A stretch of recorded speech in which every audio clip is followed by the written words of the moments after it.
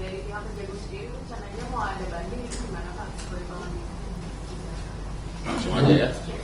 Baik, terima kasih. Terkait dengan pernyataan Bapak Presiden, tentu ya kita sangat mendukung ya apa yang sudah dinyatakan oleh beliau, dan kami sangat responsif terkait dengan pernyataan beliau ya, pernyataan Bapak Presiden yang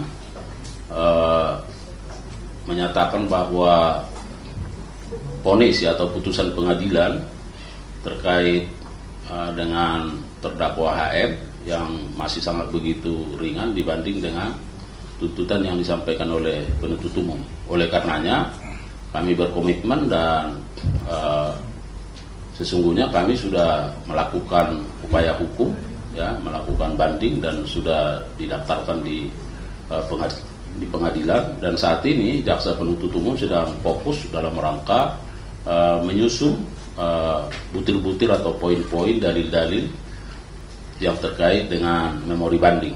Nah, memang kami berkomitmen walaupun barangkali salinan putusannya masih kita tunggu, tapi karena ada catatan persidangan yang dilakukan oleh jaksa penuntut umum, maka itu juga bisa kita jadikan sebagai pedoman ya, sebagai dasar untuk menyusun dalil-dalil yang kita sampaikan. Karena kita tahu bahwa dari sisi stigmat yang diajukan bahwa penuntut umum menuntut yang bersangkutan 12 tahun tapi hanya diputus dengan 6 tahun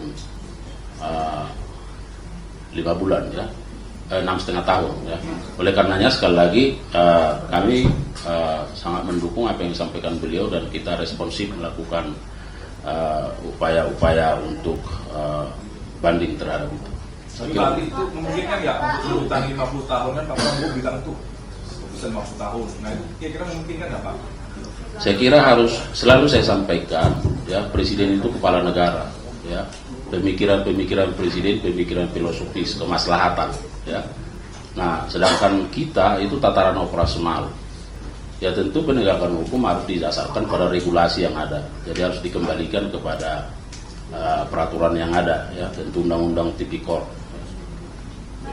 Pak, saya pakai dari Kompas TV, masih soal yang tadi serupa, mau tanya aja, kenapa sih vonis koruptor itu banyak yang terjadi dan sangat jauh dengan yang dituntutkan oleh jaksa? Terima kasih.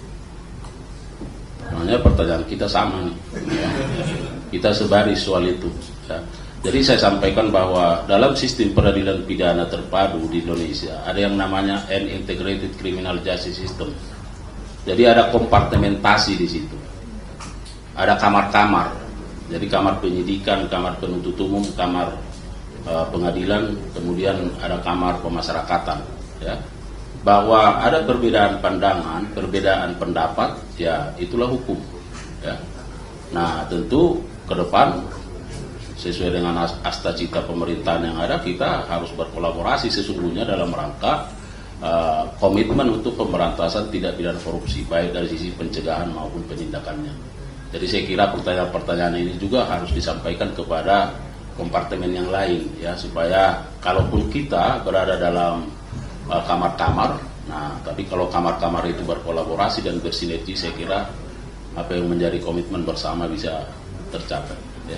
Pak, kami Pak. Ya, nanti semua dapat ya. Bisa Pak, kalau misal vonisnya kurang berarti bisa jadi jaksa mengajukan bukti yang dianggap kurang meyakinkan. Bagaimana kalau gitu Pak? Gimana? Kalau vonisnya kan lebih rendah dari tuntutan jaksa, kan bisa jadi bukti yang diajukan jaksa penuntut umum itu dianggap kurang meyakinkan bagi majelis hakim. Kalau Anda mengikuti bagaimana pertimbangan-pertimbangan yang disampaikan oleh majelis hakim dalam persidangan itu, sesungguhnya apa yang sudah diajukan oleh penuntut umum terkait dengan pemenuhan alat bukti pasal 183, 184 itu sudah sangat linear ya. Hanya saja kan bahwa pertimbangannya menyatakan tuntutan itu terlalu tinggi, jadi ada subjektivitas di situ ya. Kalau dari sisi substansi nggak ada masalah. Baik. Pak, saya Pak, ini Pak. Yang mana kamu, Dek?